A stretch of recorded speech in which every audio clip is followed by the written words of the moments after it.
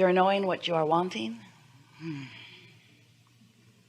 You are appreciating the contrast of your time and place.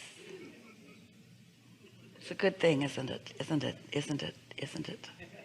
It is a good thing, because it brings you to a point of clarity about what you desire. And that matters a lot, doesn't it? Because you are a creator, powerful creator. You've come into this physical body, into this physical time and place, specifically wanting the contrast that surrounds you to help you to identify your personal preferences and desires. And when you do that, whether you understand it or not, you emanate this vibrational preference. It's a desire in vibrational form, and that desire has summoning power.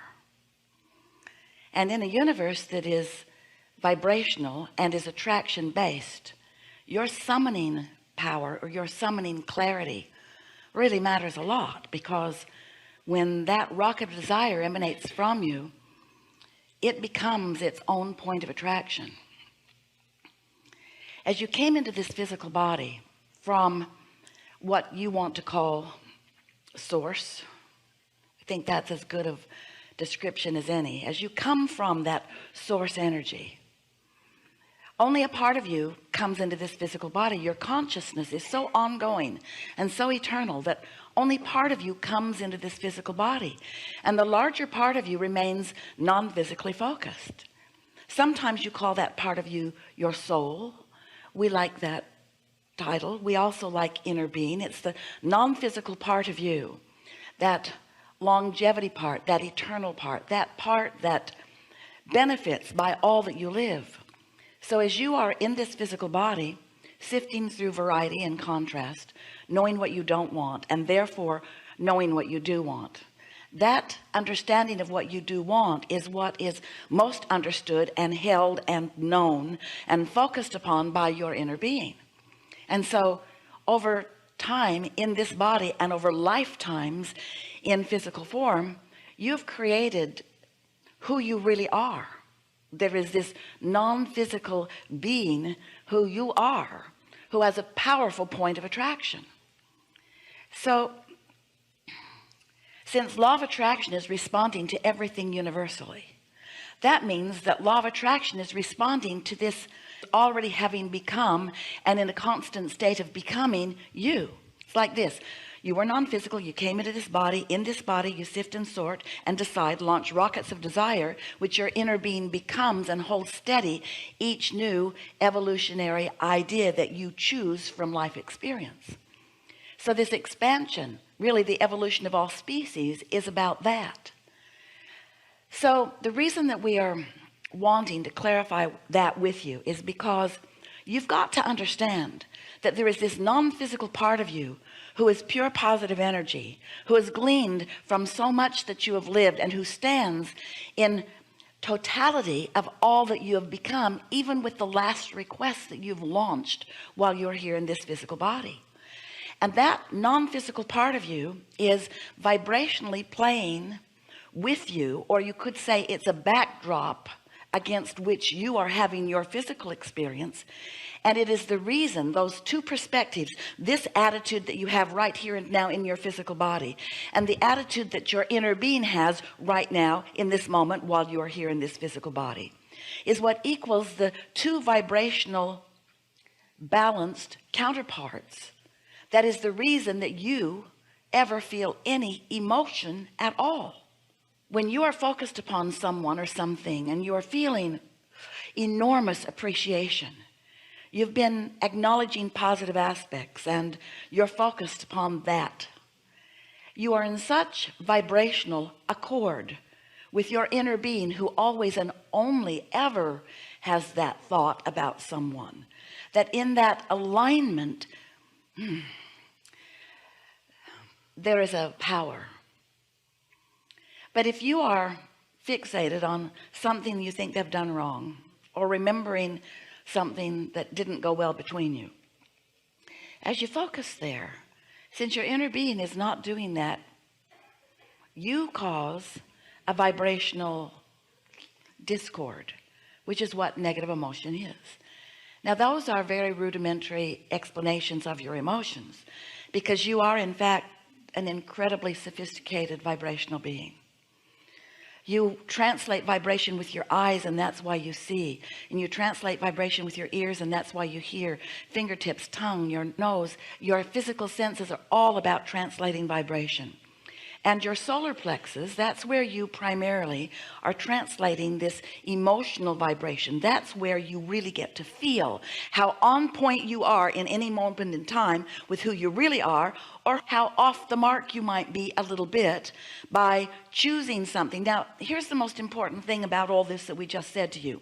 It's important that you understand that you are allowed by all that is, and we want you to allow yourself to have a negative moment in time. You've got to be able to explore contrast in order to even know what you want. And sometimes in the exploration of contrast, you have some negative emotion as you focus upon what is not wanted. And we've been calling that, because you are a creator, and we would like it, and you would like it too if you were a deliberate creator. We want you to understand that in deliberate creation, in deliberate focus, there is so much satisfaction. In fact, only in being deliberate is there satisfaction. And satisfaction is always, hear this, we've not said it to you this clearly before. When you are in a moment of satisfaction, whether it's a peaceful calm or whether it's a off-the-wall enthusiasm or passion, when you are in a moment of satisfaction, it always means there is no vibrational discord between you and the way your inner being is viewing this moment in time with you. We want you to understand, we want you to believe, we want you to accept, we want you to have full knowledge that your inner being is focused with you in every moment in time. But sometimes you are vibrationally out of sync enough that you don't know it. So you are therefore not in what we want to call the receiving mode, meaning the receiving mode of receiving the fullness of who you are to experience this moment in time. When you open your valve, so to speak, or your circuit, or whatever you want to metaphorically call this connection between you and you, oh, the clarity is delicious, and your point of attraction is increased in ways that we can't even begin to explain. We cannot provide enough vibrational clarity to Esther for her to find a word that is equivalent to the leverage of power that you accomplish when you work in sync with your source. But you got to play around with it and practice it a little bit to know whether you're doing it or not. This creative process, this deliberate creative process, there are a few steps involved, basically 3 that really are significant. Step 1 is the variety or contrast that you are surrounded in is going to cause you to know what you don't want, and know what you do want, and know what you don't want, and know what you do want, and know what you don't want, and know what you do want, and know what you do want, and know what you don't want. It's just how it works. Step 1 is the defining by you for all of us of what you prefer in this new leading edge situation. Because the situation that you're standing in, no matter what it is or where it is or who's there with you, is new unto the universe. And so as you are having this experience, you are choosing newly, even when you don't think you are. You're having a new asking, and when you ask, it is always immediately given, which is what step 2 is. So when you ask, you launch this rocket of desire, and your inner being and all of the cooperative components gathered there along with your inner being, which is the equivalent of the energy that creates worlds, focuses upon what you have asked about. But then there's a question. When you ask for something that you believe you don't have, when things are chaotic and you want calm, or when you don't have enough money and you want more, or when you don't feel good and you want to feel better, or, when you ask, you are rarely, we love you so much, in vibrational alignment with what you're asking for. It is in fact the contrast that you think you don't want that even gave you the ability to ask, which means it is the contrast which you think you don't want that even gives you the ability to evolve at all, to expand at all, to continue to be the eternal being that you are at all. So when you think it won't happen, but when you think it'll never happen, but when you think that what you want, it'll never happen, that everything is exactly the way you want it to be. Oh, I just cannot wait until I get into my house and I get into my bed with my brilliant new beautiful and then everything will be perfect. And we say, for a minute. But what's going to happen is there is always going to be new variety and contrast for you to discover your new expansion, which your inner being will go immediately to, and you will close the gap. If we could just convince you that what you came for, the deliciousness of life that you came for, really is closing that gap. That's where all the satisfaction is. When life causes you to know that you want something that hasn't manifested yet, then you get to consciously, if you are aware of this, you get to consciously be involved in consciously closing the gap. And that's, the satisfaction in closing that gap is really unspeakable. So step one is life causes you to ask. Step two is it is answered vibrationally. And it is such a real answer. It is such a real getting ready to be ready to get ready to get ready to be ready to be ready for you, that there is a vibrational reality that is ready for you to be ready for it.